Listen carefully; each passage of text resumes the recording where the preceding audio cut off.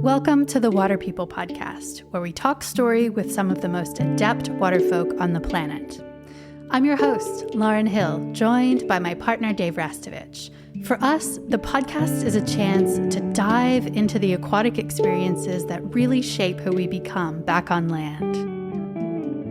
This season is supported by Patagonia, whose purpose-driven mission is to use business to save our home planet.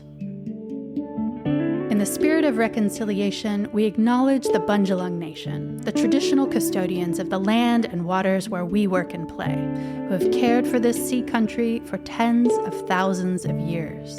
Respect and gratitude to all First Nations people, including elders past, present, and emerging.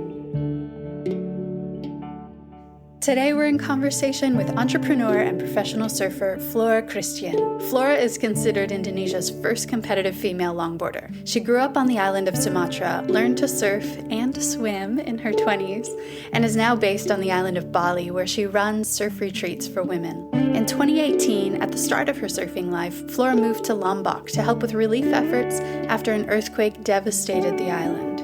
She harnessed her surfing notoriety and used social media to fundraise and rebuild 200 family homes on Lombok. She credits surfing with giving her a platform to act and to give back.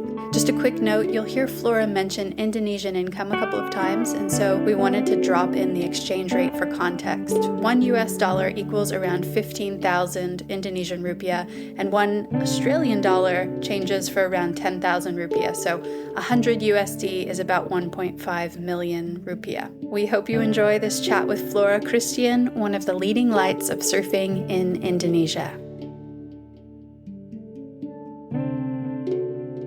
We begin this podcast in the same place each time by asking about a time or experience after which you were never the same. Do you have a moment like that you'd be willing to share with us? Wow. Actually, this morning, I rocked up to the beach after 1 week. No surf, was just at home, and I rocked up to a friend, and he pulled over. He was asking me, "Hey, Flora, I was going to ask you about this for a while now." And I asked, "What is it?" I would really like to sponsor you through my company, sponsor your vision and mission. And I was just like, "Hello, good morning." This is very emotional. Like, my whole week has been like very emotional, looking back through all the photos and the memories of what I've been doing in the past 7 years, and the moment I'm going to serve the first day after a week, this person came to me. I was like, "Wow, that's so good." And he asked me, "So what would it be? What's your mission?" And I'm like, I've been having this vision in my life that hopefully one day I could be a person who help more women in Indonesia, especially, to experience life the way I do. Because not so many of us have the courage to do so. Like, so many, after traveling around Indonesia for all these years, I get the opportunity to meet so many young, talented women around Indonesia. But unfortunately, they're stuck because they're financially not able to support their dreams, And this kind of thing makes me feel sad. Not that I always get it easy in my life, no. It was so hard to get to where I am right now, which is I'm grateful with all this experience. And I immediately told him, I'm like, "Wow, let's do this." So I'm gonna catch up with this person next week. And I went for a surf. In the surf, I was just like, wow, this place where I started back in 2016. I fell out here, not knowing what life was gonna be. And here I am this morning, I drove home and I had like a little cry of like pure joy of like, wow, this is amazing, and knowing that I was about to go see you guys. Like, by the way, you both has been my inspiration forever. Like, the way that, on social media whatsoever, but like, you've always been this amazing inspiration for so many surfers out there who get style, who can surf whatever board there is, you know, and you being like, you know, a bridge to so many voices. Like there's so many women out there who needs you to actually deliver their stories. And thank you so much for doing that. Oh, it's my pleasure. You're very Thank kind. you, Flora. That's Thank very, you. very No, kind. that's the truth. Like I had to cry before I come here, okay? It's that deep. Thank you for sharing. That's very so kind. Thank you. That's really kind. It's such a pleasure. I, like you, love seeing women have access to surfing because in so many cultures around the world, surfing has felt like a dude fest. Yes, You know, it is. and for different reasons in different cultures, women haven't had access to surfing, to sport, to this incredible gift that we know. And so I get so inspired by stories like yours of women who are not only doing it for themselves, but reaching out a hand to other women to be able to share the gift of surfing. And so, yeah, you've been such an inspiration to me. Thank you. So thank you for that. Can I ask where the two of you first came across each other? When did you learn of each other? I learned a little bit about Flora's story through social media. Yeah. Through Instagram, I saw photos of you surfing really beautifully and nose riding, and I was like, quite a few years ago went to India and spent some time with Ishita Malviya, India's kind of first professional female surfer. And I've always been really curious about women who are pushing through cultural norms and barriers to do something that they love. And I was like, oh, Flora is doing this in Indonesia. There aren't very many women surfing that I've seen in Indonesia, and especially not riding longboards in the traditional sort of way. And so I was like, oh, I have to reach out to her. I want to help share a little bit of her story and learn about your story see how I could plug in and get, you know, you into Australian surf media or American surf media. I was actually when you sent me that message, I was actually in China in Hainan with Monica Guo. Oh yes, With Monica, and she's in the book too. Yeah, like we are right next to each other, and I'm like, sis, look at us. Great. Oh, that's so cool. Yeah, She's got a great story too. Yeah, she's the one who taught me how to cross step. Actually, I bumped into her down in Batu Bolong in Canggu, and I was just like learning.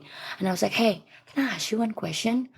How do you do that? How do you cross step so easily?" And she told me like, "You just walk on your board. If you fall, you fall. It's only water anyway." And I'm like, Nice. I like that. Okay, I'm gonna try. And not long after, 6 months later, we are like competing against each other. And like, she will be like on the beach making sure like, okay, you sit there. Like, that's how beautiful surfing is for me personally. Like, I found my people, my community who comes from the same place, you know, like same roots, same struggles. That's like, now that we are both making a life off of it and still being an okay human being, a decent human being, I would say, you know, that's like something that is very powerful.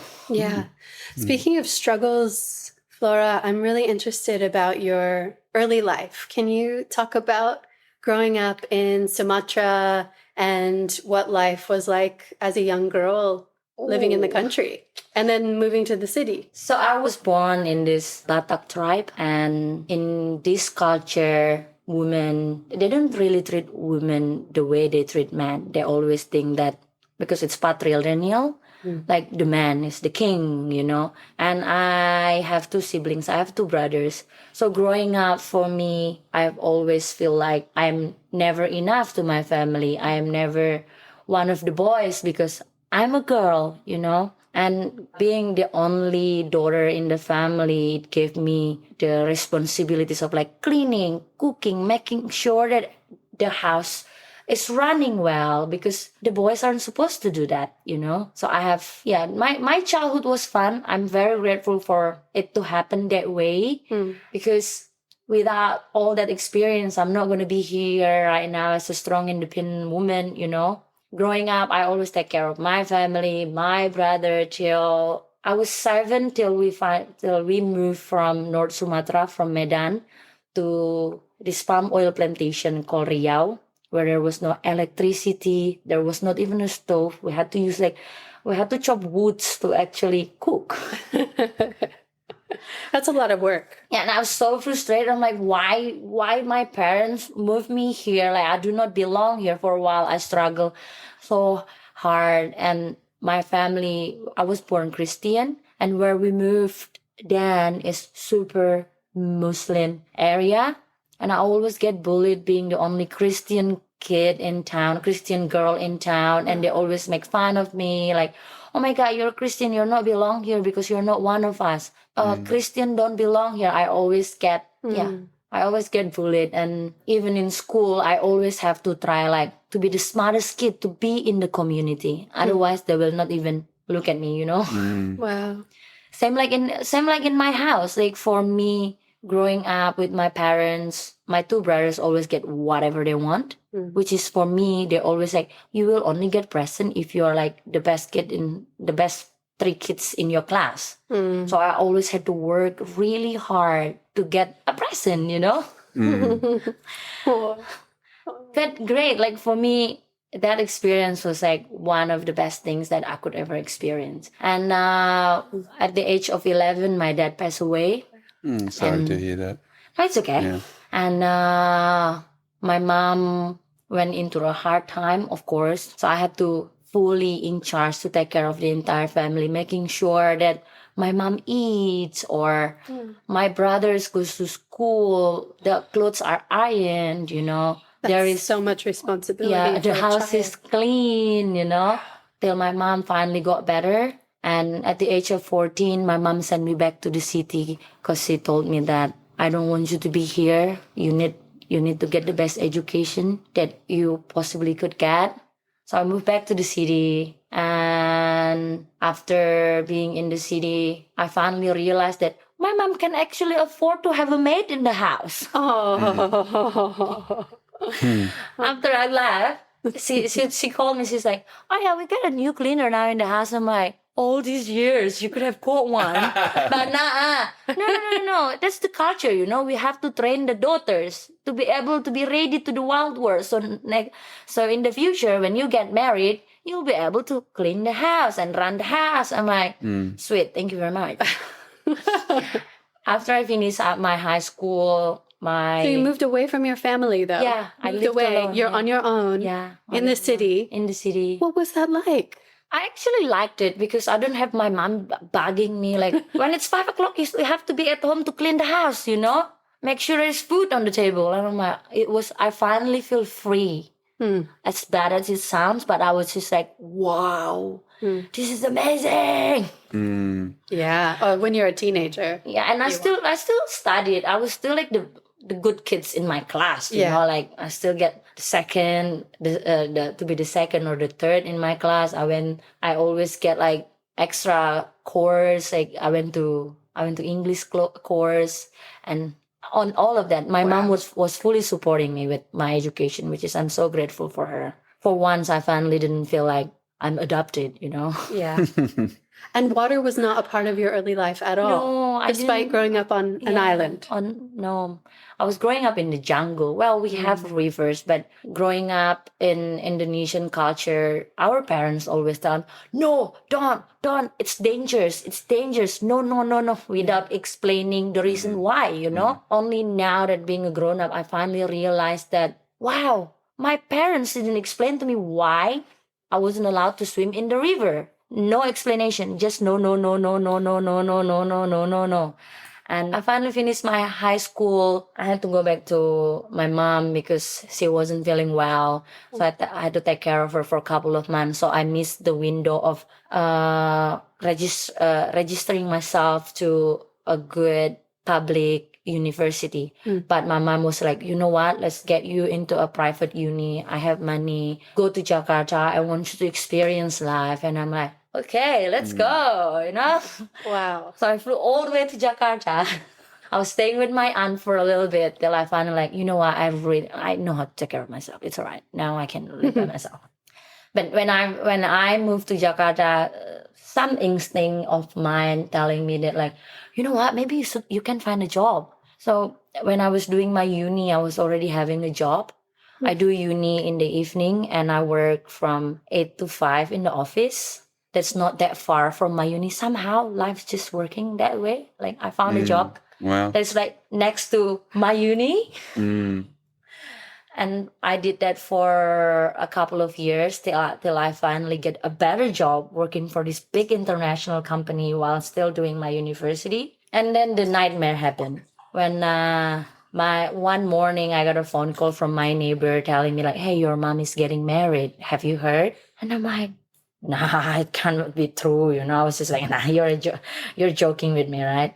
Then I called my mom, and the phone wasn't active anymore. I never heard from her ever since for 30 years, till last year. Well, we talk again now. When I was 17, my mom was going through a hard time and decided to just got married with our driver at home and sold everything what my father left for us. And yeah, that was another big chapter of my life where when I had to take care of me, myself, and my two brothers. And my younger brother was only 12 then, and he was the one who got affected like badly. Like knowing that your mom just disappeared into a thin air was a big shock. Wow.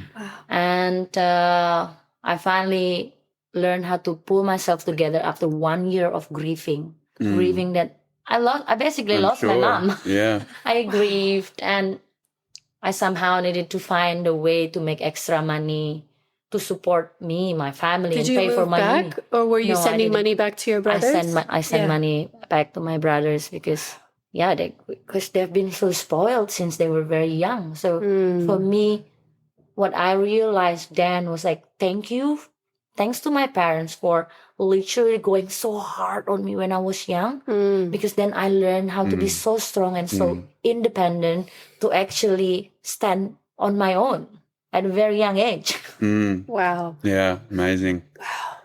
Yeah, what doesn't kill you makes you stronger. It's true. Like I experienced it all. Like my brother finished high school. I called him. I'm like, "Hey, you're finished now with your high school. I think it's time for you to look after yourself because I really need to look after me." Wow. Then I quit my job in Jakarta. I had savings. I somehow managed to get an extra job over the weekend. I would take big companies going on a company outing and make really decent money. Save up while I'm paying for my uni, my two brothers, Wow. I didn't have a life. I was just working. Were you working as every an day. accountant? I was working as an accountant in the beginning, and then there was an opening for an HR, human resource. I was working for DHL, by the way. and I became an HR for like, I think it was a solid 3.5 years. And while I'm doing my side hustle business on the weekend. So it's basically, I had no life for my entire teenage life because I had the responsibility to take care of me and my family. Wow. So now I can understand when something like surfing comes along, the magic of that for you and the restoration of you would be so big. And the play, getting to play after, as a kid, maybe not having as much time to play as you. I couldn't play because all the time I have to be like, oh, my mom is going to call me because I haven't cleaned the house, I haven't swept the floor. And my parents used to check after I sweep the floor. They would walk around the house making sure there wasn't any sand. If there was, they will ask me to redo the entire house. And I'm like, oh no, my childhood was fun, but kind of really harsh. Like, tough. Really high expectations. Yeah.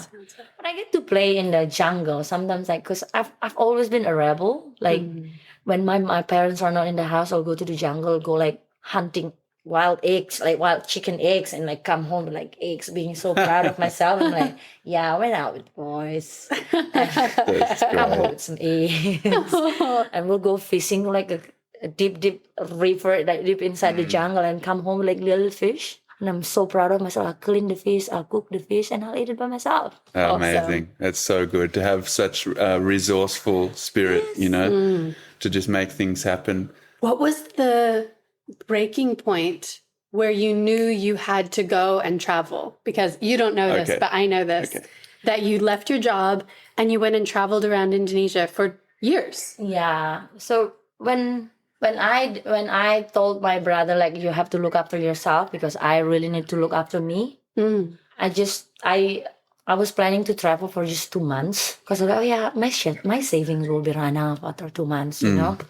But but somehow I keep making money from my side hustle business. Like, the companies keep booking me without me being there. I just hire people. I'm like, this is very nice, isn't it? Like, being a boss working remotely, we're still making money.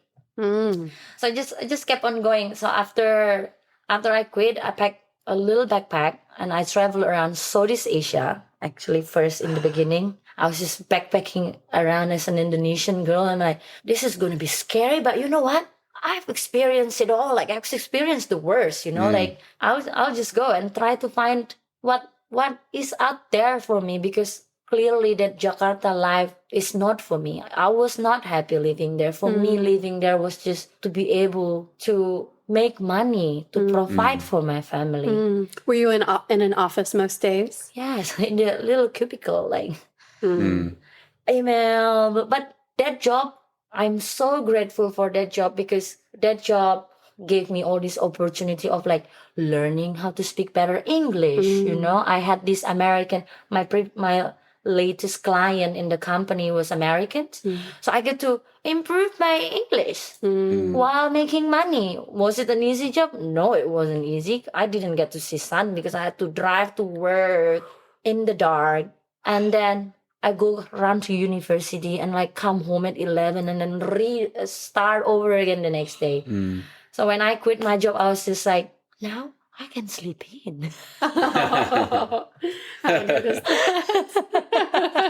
What a luxury. What a luxury. All I wanted was just like, can I just stay in bed for one morning? There wasn't an option then, you know, but I finally like, okay, what's going to happen, happens. Yeah. What's meant to be, meant to be. If it's this thing that is not working, I can always come back to Jakarta and work for DHL, because DHL was always there. Like, my manager was just like, you're doing a crazy move right now, Flora, but you know what? We'll be here for you, okay? You can always come back. Oh, that's kind. And I'm like, thank you. That's kind of, okay, at least I have a backup. You know? Yeah. So I took off my backpack around. I flew to Singapore. I went to Malaysia and did like the land trip through Malaysia, crossed to Thailand. From Thailand, I crossed to Cambodia. From Cambodia, I crossed to Vietnam. And then I went back to Thailand and I flew back to Indonesia, and I traveled around Indonesia. I even ended up in the Mentawais.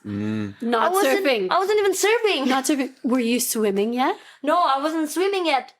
I was just there, like, on the beach with the kids, you know, like, yay, people surfing, woohoo! Wow. And then you ended up in Bali. I came to Bali before, like back in 2011 when I was working in Jakarta. I booked myself a trip to come to Bali. Yeah. Because I've always been dreaming about coming to Bali. That's what we saw when I grew up as a kid. All the adverts on TV was just Bali. Wow. It was like, so what's Bali. the mystique then? What did the ads tell you that Bali is? It's a beautiful culture. Like, people in this beautiful Balinese traditional outfit, and they're carrying the fruits on top of their head. You know, I was just like, you know what? One day I'm gonna make it there. Yeah. So when I was in Jakarta, I had a job already, and like every year we'll get bonus, and I saved that bonus to actually buy flight tickets to come to Bali. Yeah. And Bali has always been there for me. Like, the first time I came to Bali, I was just like, hopefully one day I can live here. You know.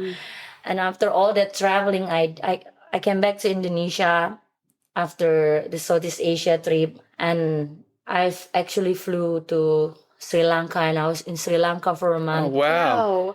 All these amazing surf destinations. Yes. Yeah. It was calling you, but Nah, it's not gonna be my thing. I can't even swim. How if I drown? You know. Yeah. yeah. Yeah, I travel around Sri Lanka, like inland, like taking all the train, go visit all this like beautiful touristic place, climb the mountain, drink the tea. It was amazing. Then I went back. Then I flew back to Indonesia again, and I was just like, okay, so what now? I was just keep on looking of like, where do I want to be? Because at that time, I thought that traveling will be my call. Maybe I can be, someone who write about traveling and like travel tips and blah, blah, blah. But no, I didn't get there eventually, of course. After traveling around Indonesia, I managed to I traveled from Sumatra all the way to Papua. I made it to Papua, guys. Wow. That's serious. I went to Raja Ampat, the most beautiful diving spot in the world, Yeah. I was just there. I was like, wow. I was backpacking. I just took all the boats from another boats and I ended up on an island. And I met like this fisherman family who adopted me somehow. And I get to snorkel and travel around the archipelago. It's like Raja Ampat. Oh, I went to Ambon, discovered this island that has always been in my head since I was a kid. So when I was a kid in geography class, there is this island called Seram Island. Seram means scary. I was like, what's scary about this island? So during that 2 years of me traveling, I managed to made it there. I made it there. I was like, what is so scary about this place? I want to find out. Why do they name it scary? yeah. It's not very inviting, is it? It's not very inviting. And when I went there, it's like one of the most beautiful places I've been. Oh, they were just smart. It's so Keep people away. beautiful. It's like I end up staying in this one resort where it's white sand beach, crystal clear water with like a beautiful hilly backdrop, like from a movie. Wow. Like so beautiful. So yeah, I was just like, okay, from now on, I'm not gonna call you Saram. I'm not gonna call you scary. You're not scary at all. It's like one of the most beautiful places I've been. Wow. So where did the name come from? I don't know. I didn't figure it out. I still haven't found out what they call it. So maybe back then, because it's so far away outside the Moluccans Island, it's so scary to get there. Maybe that's why they call it scary. Yeah. I don't know. Were there waves? No waves there. No waves. But not far from there are so many waves, actually. That's how I just discovered. But you can only take boats. Okay. After all these 2 years of traveling, I finally think like, okay, I'm so tired of just moving around places with one little backpack, wearing the same clothes all the time. Yeah. I decided to go back to Jakarta and pack my apartment. I was still paying rent, by the way, for 2 years. Oh, Because I didn't know what I was going to do, right? Yeah. yeah. I was trying to find the call in my life, but 2 years later, I didn't find nothing. But I got a lot of beautiful experience. I met a lot of amazing people during my 2 years of wandering around life. Yeah, yeah. Till I finally packed my life and a nice size of suitcase that has my essentials in it, not just a little tiny backpack. I called a friend of mine who I met during that trip as well. Hey, I think I'm going to move to Bali. I'm going to find a job in a cafe or something. I just want to start over. I want to start fresh. And my friend was like, yeah, you can stay in my house till we figure something out. Book a flight, flew over to Bali in the rain. And I was just like, it's not really the nice first impression of Bali, but you know what? I'm gonna make it. For some reason, I believe that I belong on this island, because I've loved this island since I was a kid. It was just an imagination of me living in Bali. And after a couple of months trying to find a job, I just couldn't see myself working in any of these job offers. I got only for like 2 million a month max, $200 your money for a month. When I was working for DHL, I was already like making so much more than that. Yeah. And then I was just like, you know what? I don't want to do downgrade. I don't want to downgrade myself just because I really want to live on this island. No. I'll figure something out. So I, instead of trying to find a job, I just came down to the beach and I was like, okay, maybe surfing.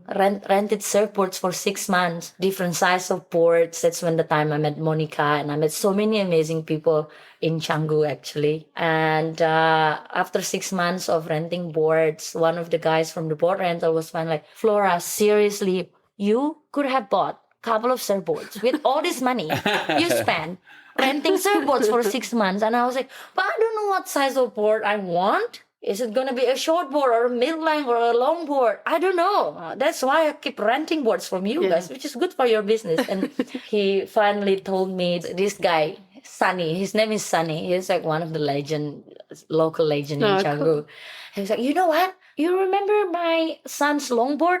he doesn't want a longboard anymore because he's a big guy now. I want to just shortboard. Why don't you buy it? And I remember the price was 2,750,000. So I bought that board. It comes with fin. Oh. I still have that board, by the way. Oh. And I learned how to longboard since then because I finally have the only board. So I forced myself to how to get better at longboarding because that's the only surfboards I have. And during that journey, it was not easy as well because I was pretty much the only Indonesian girl out there in Canggu during the early days when Canggu become a very popular place, It's become a heap.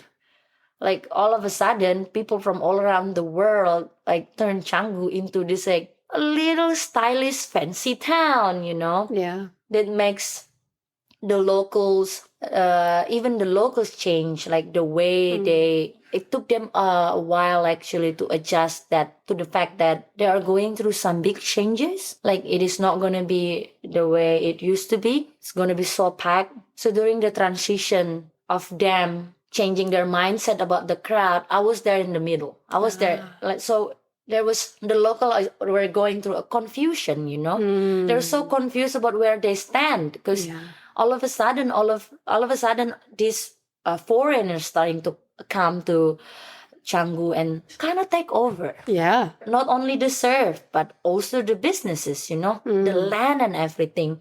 So I kind of understand where they're coming from when they were not being nice to me in the water because they get confused. Like they cannot see clearly. Oh, yeah, because you're Indonesian, but you're not a local Balinese person, so you're a foreigner too. Yeah. So I'm like, took me 2 years to be able to claim a spot in the community in Canggu because for years they're just like, no, you're not from Bali. No, you're not local. No. And I experienced this one thing when I was learning. This one local guy was teaching a student, a foreigner. He pushed her into a whitewash. And I was just like catching whitewash too. I was a beginner, yeah? Yeah. And he got so angry at me. He was like having a go at me, like he was like throwing a punch and all, like being so abusive towards me. And I was just like, it was only whitewash. It was only white water. Like I wasn't even dropping in or anything. I'm also want to learn. I also want to learn just like your student. But unfortunately, I can't afford to hire a surf instructor because it's like 350,000. I can't afford that. And I'm so sorry that I accidentally dropped in on your student, but you could have just be kind about it. You can call me out and tell me nicely instead of getting angry at me. But from that moment on, tell myself, one day I'm going to show you how it's done. One day I'm going to show you how it's done. And now looking back, I was just down at the beach at the same spot like last week. And all the local boys, they were like, wow, Flora, you're a professional surfer now. Remember when you used to be there, out there, like catching whitewash with all these surfers? I'm like, yes, guys, I remember all. And that was like 8 years ago, right? That was back in 2016. Okay, 16. 7, like a little bit more than 7 years, yeah.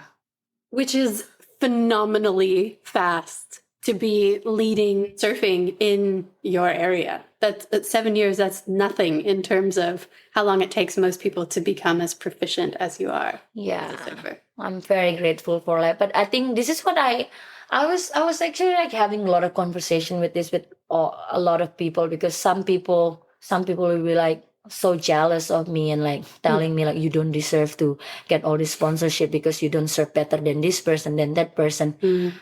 For a while, it actually kind of put me down. Yeah. Till I finally take the moment to process, like to find out about my value, like what makes me better than all these other surfers. Yeah. What I realized is that I went study. I have education. So I used my education to support my skill. That's become better than just a grommet who always been on the beach their entire life, not knowing that there is other life outside the beach. Please stay tuned while we take a quick break to acknowledge the folks who help make our podcast possible. if the first 50 years were an experiment. To prove that a business could be responsible and successful. Turns out it's not just possible, it's profitable. So what's next? What's next is simple. It's human-powered, and it's finding the joy in doing difficult things. What's next is turning capitalism on its head and putting all our money where our mouth is. What's next is unstoppable. Thanks to Patagonia for their continued support this season and for prioritizing purpose over profit to protect our wondrous planet, our only home. Sanuk has been advocating for a more playful and inclusive surfing culture for more than 2 decades while crafting some of the comfiest footwear around. Thanks for your support, Sanuk, and for encouraging water people around the globe to protect their happy places. Learn more about Sanuk's partnership with the Surfrider Foundation at sanuk.com. I can really relate to that. I've definitely been in that position too, working with surf brands and feeling like I'm just kind of a mediocre surfer, really, but that's not all that surfing sponsorship is about. Yes. It's about who you are, what you stand for, if you have a voice. Yeah. Davey, I'm sure you can speak to that. You've been doing this a really long time. Yes, I'm very old. No, you're not. Very, very old man. So I could speak a lot of stories about this. Thank you, Lauren. That was very kind. Isn't she lovely? No, I can totally, 100%. I think there is, in surfing, there is having just surfing is part of your life. And then there is another opportunity with surfing where it can be something that is wonderful for you personally, but it can also be attached to how you make a living or how you help other people or how you connect with the rest of the world. So it's kind of like it can just be a very personal thing that you do on the weekends, after work, before school, before work, and it's just for you. But it can also be this thing that connects you with many people and it connects you with meaning and money and many other things. And yourself. Yeah, for sure. Yeah. So I think when you have the opportunity to work with surfing in that way, where you're working with businesses or other people or the health of yourself and other people, you have to have the ability to communicate. Yes. And to think as well as feel. Yeah. Because surfing is a feeling for so many people. Yes. And it's this feeling that we can't find words for, no matter explain where it, you are, in what culture, what language. It's this feeling, this big feeling. And so I think when you have someone like yourself, Flora, who can speak about the feeling and or you can understand what this feeling could mean for other people, then you have some magic there and you have some energy there that can start to build and create a momentum, a career or interest or all of those other things. Yeah. So like you were both just saying, like, having that ability, that education is really important. It is. Really, really important. And so that makes me wonder then with you, when you think about sharing surfing with other people, is that something that's on your mind, that side of it, the education or a bigger picture? Yeah, I really want to share like my life experience to all these other girls that's now start coming up. Yeah, more girls in Indonesia surf now, and I'm like the happiest.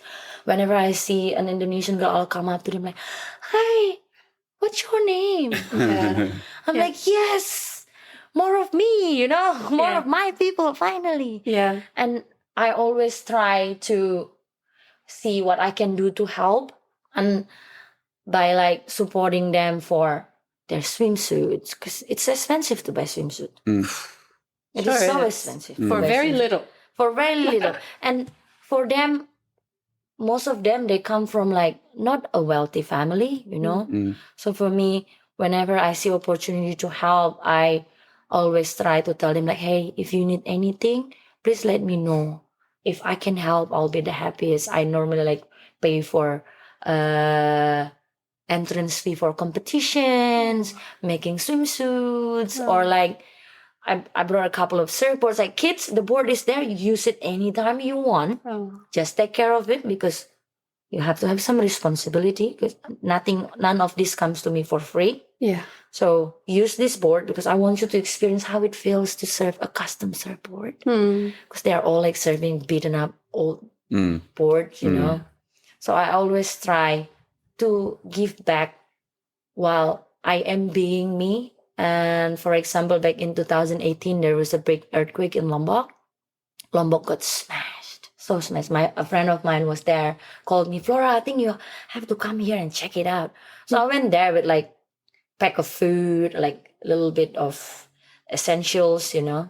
And I ended up staying there for 6 months because I couldn't leave. I was like seeing all these families and kids struggle, like have nothing. They literally lost everything to the ground. Living in the tent with another 60 people, having no privacy, no water supplies because the water was the pipe was cut off because of the landslide from the earthquake. So I ended up staying there and I was fundraising money through my social media platform, and I managed to build over 200 houses in Lombok through me being me, sending the voice out like, look guys, we can come all together and help these people because they do really need help. I managed to give them food, building a temporary school, and help so many pregnant lady to have access to the healthcare. Like, I managed to have volunteers from International Medical Relief. Like, they just reached out to me. I'm like, I'm not a foundation or anything, you know, right? I was just like laughing when they reached out to me. Yeah, but you're the only person who's doing something on the ground and like keep people updated that what is going on the ground. I'm like, yeah, but you really sure you just want to hang out with me and drive around the village and make it like help the people with their health? Like, they literally like flew in all the way from America with a minivan. It was a lot of them with their nursing uniform and walk with me around the village that I was taking care of. I was just like, wow, you know what? If only everyone who has a little bit of power doing a little bit of good in this world, the world will be a better place, you know? So yeah, sharing and giving has been always my way of appreciating life, because none of this will happen without any help from everyone who I bump in throughout life. You know, during that time when I started over, I met some amazing people who helped me, who supports me till these days to be me. No, it's so great. It's so wonderful. And I feel like the surfing world is a much better place when we hear these kinds of stories, because there are a lot of people who are doing a lot of good. So many. And it's really wonderful when we hear about each other and understand, oh, I don't have to reinvent the wheel. I can ask Flora, oh, how did you go when you were there in that experience? Because, you know, things happen all around the world where surfers or people who are coastal people are living in places where big storms are coming. Yeah. We just lived through flooding last year, big, crazy flooding. That. And it was amazing because it brought out the best in everybody at a time where there was a lot of division because of COVID and different things. It was devastating for a lot of people. It was very hard. It was very, very hard. The sense of community was so you finally see your people, you know, working together, holding hands, you know. Yeah, really important to know of each other. And I like to just ask, during that time, were you able to surf or go to the ocean or swim and be in the water? Was there an opportunity for you to cope with all of that work and dealing with that situation where you could go to the water and come back? Or did you just not surf and not be in the water for a big block of time? I wasn't really surfing. I was like too focused into I think it becomes personal to me, like seeing kids dying, seeing like people having no roof during a big rain, you know. I was just like, you know what? Surfing will always be there. For now, I need to be here.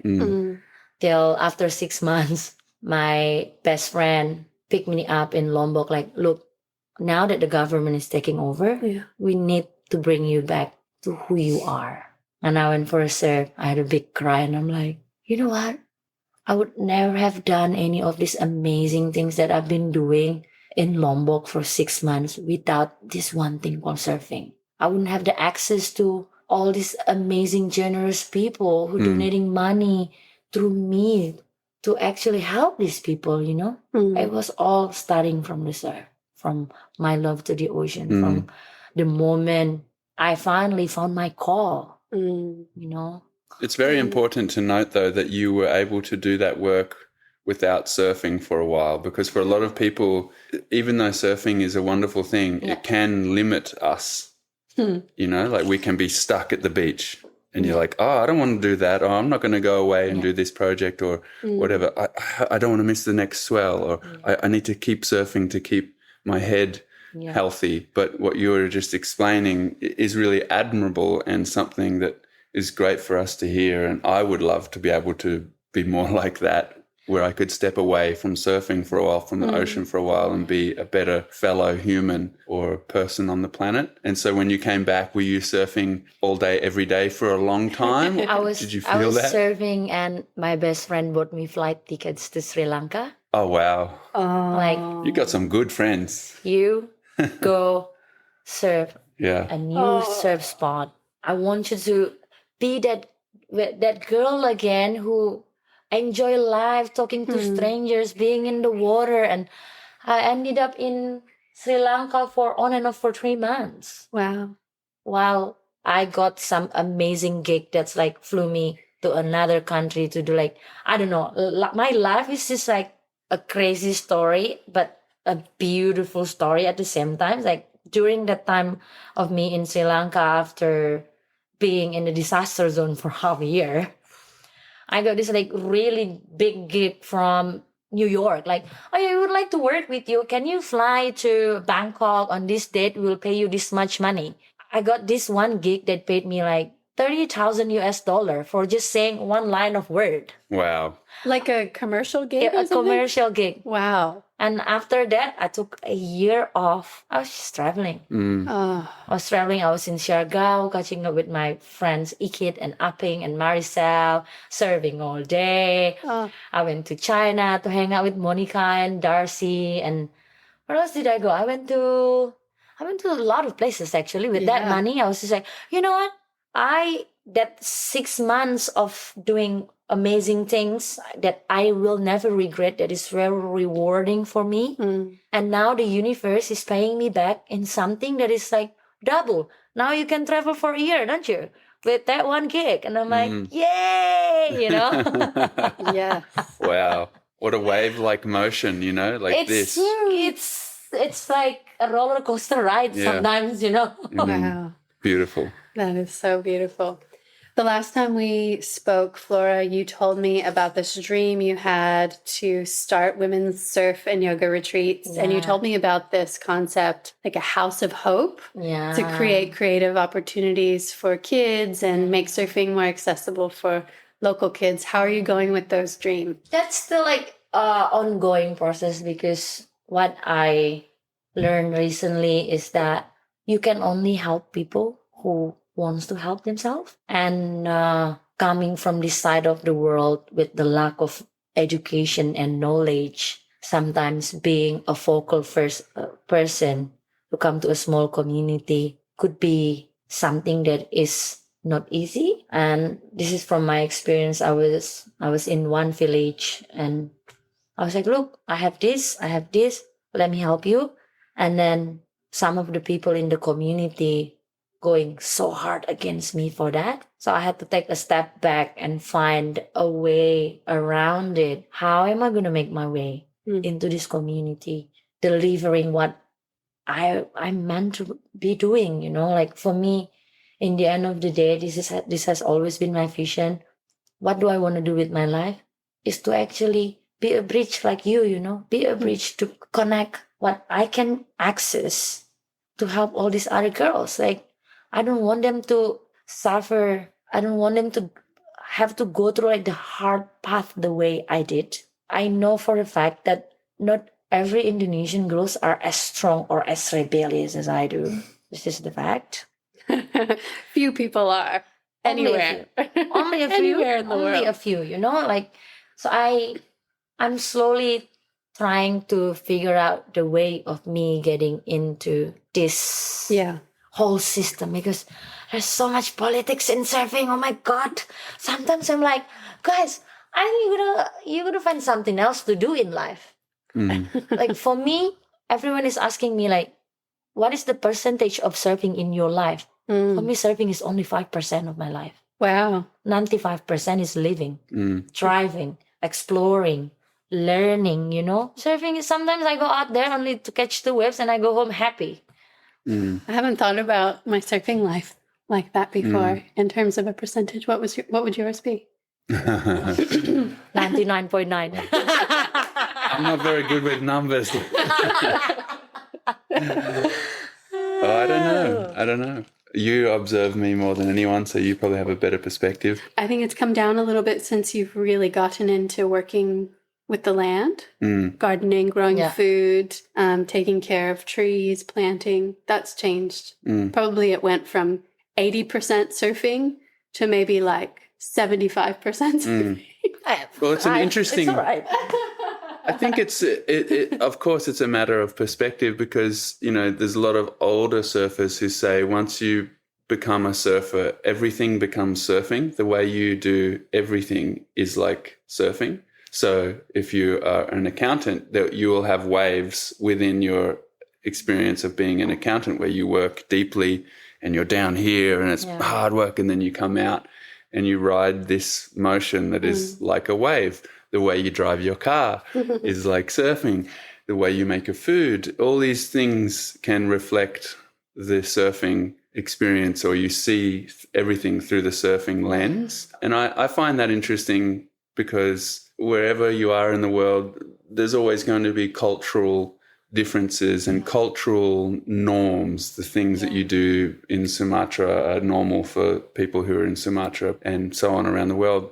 But where surfing can fit in a meaningful way for me is in a coping mechanism, or like a therapy. Yes. And although a lot of parts of the world where surfing is coming back to life in the local coastal people, and it's taking this route of competition, and a lot of Western people are coming to cultures with surfing being a sport that has winners and losers, and a competition, and you get everyone together for this, and it's good to bring people together, but to bring people together just with the lens of competition, that winning and losing is what surfing is. It is a sport, I think, is very limiting. And what could be really healthy for all of us who love surfing around the world, if you're coming new to surfing, it is, I think, very important to understand that the competitions are one branch of the tree, but all the other branches, like getting together with friends, connecting with where you live, and if your water is healthy, is your river healthy? Is it no good to surf after rain? Or is it really healthy for men and women, young and old, to be together in the water? All these other things are really wonderful, and they're parts of surfing that are very important to make sure that new surfing communities, new surfers are aware of that. I think, the opportunity of, like you're saying, where you share surfing and the stoke and the happiness is really, really, really important. So we didn't get to talk about your retreats yet, but you have launched your retreats. And I have launched my retreat. During the pandemic, I didn't have anything to do really, and I finally tried to keep myself busy, as I couldn't travel. I couldn't leave this country, because normally my year will be like, this month I'm going to go see my friend in the Philippines, this month I go to Sri Lanka, this month I go to Malaysia, hang out with my friend, or in China. All of this schedule is finally like, I am stuck, like super stuck. And I was actually going through like a really bad mental health condition for that.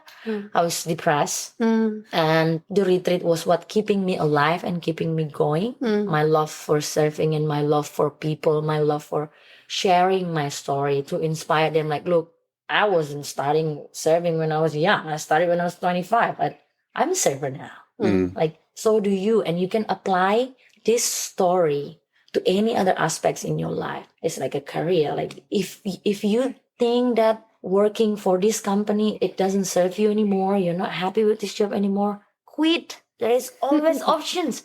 You will find a better job. Yeah. That makes you alive, that makes you feel alive, that makes you feel happy. And I actually get a lot of people signed up for my retreats till the pandemic finally ended. And I got picked up by Roxy, which is amazing. I've always been dreaming of being a Roxy girl, you know. And I finally became one. I get to serve with Stephanie Gilmore. I saw you I was like, Wow. you're Stephanie Gilmore. Oh my God, queen. And she was like, and you're our Indonesian queen now. And I'm like, like, no, stop this. And going through the transition of pandemic and like post-pandemic was a little bit confusing for me. Like I was kind of just floating around. Like, do I really want to be living in Bali? Or where do I want to be? I love Bali. I cannot really like see myself not living in Bali. But then deep inside, I'm longing for something deeper than just being in Bali and having all this comfort, spending a ridiculous amount of money to rent a villa to live in. Can be a very hedonistic, Yes. pleasureful life here, Yes. can't it? Easily. Yes. Yeah. Well, it's expensive. It is like till I finally went back to Batu Karas, because I bought after a couple of retreats, I managed to bought a little piece of land in Batu Karas. Wow. I bought it off of Thomas Baxon. Classic. It's Thomas Baxon and his other friend who owns this land. And like one evening, I get to catch up with the boys, and I was just like, I really want to buy a piece of land in Batu Karas. They were like, yeah, just buy our land. And I'm like, are you sure? How much is it? Oh yeah, 8 years ago we paid this much. So I get the land really, really cheap, like comparing to what the price is right now. And one lead to another. I met the guy who works for Roxy that same evening. So that night I get this, I managed to buy myself my dream land and connected to this Roxy guy who got me this Roxy contract. And yeah, I'm like, wow, life is just full of surprises. Sometimes I'm like, okay, this is too much. I can't handle it anymore. Like from nothing is going on, all of a sudden it's just like pouring rain. Like, Wow. so yeah, I finally packed my house in Bali. I went back to Batu Karas and built my own house. Wow. Wow. And can you tell us about Kampung life? Okay, Kampung life. It's completely different than here because Kampung means village and the people are more conservative than in Bali. Obviously, over there, I had to kind of adjust my life, my way of talking. Like having conversation, I can't talk to them like this because I have to see like, okay, you're way older, so this is my way of talking to you. And I can't, I have to cover up when I go out, of course, because it's a Muslim kampung, Muslim village. Yeah. So it was a big adjustment that's like brings me back to the memory of when I was a kid. Yeah. You know, I would do gardening one afternoon, and after that, I'm just going to go swim in the river. I drive my scooter to the river and like just being in the river for like half an hour. I'm like, this is pretty great, really. Like, I love this kampung life. And for a while, I thought that I could just live in this village forever. Like, that's it. Till I hit the wall, that thinking that, you know what, if you're going to live here for full time, you're not going to be able to have the power to share more of your story. Like, go back to Bali. Because Bali is the place where you meet people, where you have all this network that could help you spread the stories that would impact others people's life. Yeah. I mean, don't get me wrong. I love my village life. I love my little house. I love my garden. I love all my vegetables that I never cook but just give to others, you know. I'll plant all these vegetables just to give to the neighbors because I can't be bothered to cook them. I just eat out. I'll put them in the basket of my little tiny bag and like, hey guys, I have some bananas for you. There you go. That's I have water spinach. I have pumpkin. I have like, I just drive around the village like a crazy mad lady. Like people will be like, what is she doing? And I'm like, I don't know. Sometimes I question myself that. Wow. It's amazing. I have these girls I serve with, like the local girls that I get to coach sometimes. I get to tell them like, look, if you keep on surfing, maybe you can be like me. You can travel, because whenever I go away for traveling, they will be like, oh, when are you coming back? I miss you. And I'm like, okay. When I come back, they always ask me like, so I saw your photo. Like, where was that wave? And I'm like, one day I'm gonna take you there. And it's just like deep in me, like one day. And I really want to make that happen. I want all these girls to experience what I experienced, even just a little bit. Can you tell us about the Indonesian Pearls Project? Oh, how do you know? So Indonesian Pearls. So Pearls is this project of my amazing friend Archie from the Philippines. And he started it in Siargao with all my amazing friends. Ikit, Aping, Maricel, my beautiful friends that I admire so much. I call them my idols. That's how they say it in their language. And he reached out to me. He was like, "Hey, Flora, I have this budget. I want to create beautiful images of you and some girls to serve in the traditional clothes." And I'm like, sure, why not? And then we get into talking of like, so what are you trying? What message are you trying to send out there through these photos and videos? And they're like, that us Asian, we serve, we might be traditional, but we are out there. We also belong out there, just like any other humans. And I'm like, sick. And now we are actually currently working on the second pearl, Indonesian second pearl. So stay tuned. Stay tuned, guys. It's going to be an amazing second series of me surfing. And I'll be showing you guys more of the culture of Indonesia, because my first one was the Kampung life. The Batu Karas life, but this one will be Bali life. That is so meaningful to me. I love this culture. Like I love all What do you love about it? Their beliefs, no matter how many people around them, no matter how many people are lying on the beach right next to the temple, when it's time to do the ceremony, they still do it. In the rain, or even it's a spiritual place. Yeah, when it's sunny or when it's raining, they're still doing it, Their beliefs that is so strong that they still keep no matter what is happening around them. For me, it's really so beautiful. And their way of living the life, they do believe in karma, which is I do. So like what goes around comes around. Like if you're being a good human, it will come back to you. If you made a mistake, if you accidentally did something bad, it will also come back to you to give you a lesson. And like for me, being in this community taught me that there's no judgment here. I can be me. I can wear whatever I want. As long as I don't hurt anyone, no one will say a word to me. It's so different than Sumatra or Java. I always get judged for me being me. For so many years, I've been hiding and I've been wearing a mask trying to please other people because I want to be accepted in the community. But in Bali, I can be me and I am still part of the community. No judgment. I wanted to ask you, with your retreats, what do you hope that people learn who come and spend time with you about what it means to be a surfer besides just standing up riding waves?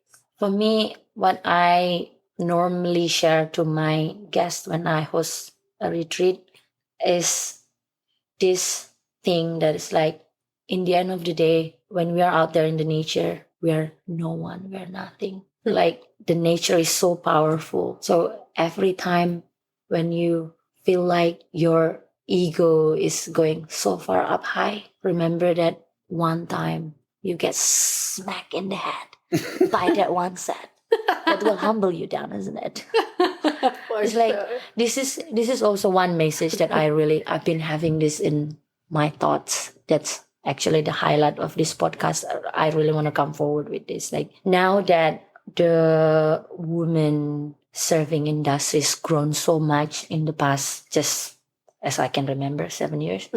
So many more girls are surfing out there these days. And for me, I travel. I always surf different breaks. And I really have this feelings of like, whenever I go surfing to a new spot that is not my locals, where there are so many other girls surfing, I always get this feeling of like, I do not belong here.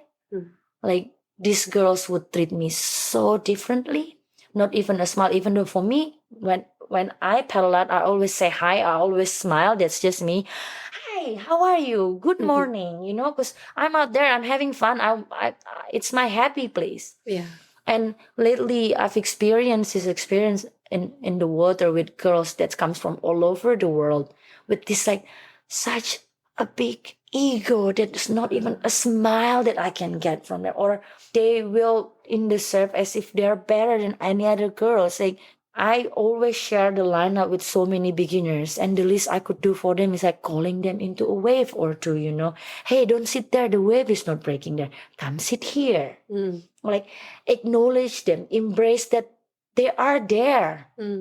And seeing all these girls that are not even from that local acting up like, I surf better than you. Like, for me, I really want that to be adjusted. I know that we are so minority still, but like, when you are better than others, just be kind, just be nice, because in the end of the day, all these other girls in the water, they only want to catch that one wave that will put a smile on their face. And remember that no matter how good you are, there is always someone better than you out there. So yeah, spread the kindness, call them into waves, and it's also okay to call them out when they do something wrong. You have to tell them when they do something wrong, but they also deserve the waves. And smile, please, it costs nothing. Thanks so much for listening with us today. If you like what you heard, please consider sharing an episode with a friend. Our editor this season is the multi-talented Ben Alexander. The podcast soundtrack was composed by Shannon Soul Carroll, with additional tunes by Dave and Ben. We'll be continuing today's conversation on Instagram, where we're at Water People Podcasts, and you can subscribe to our very infrequent newsletter to get book recommendations, questions we're pondering, behind-the-scenes glimpses into recording the podcast, and more via our website, waterpeoplepodcasts.com.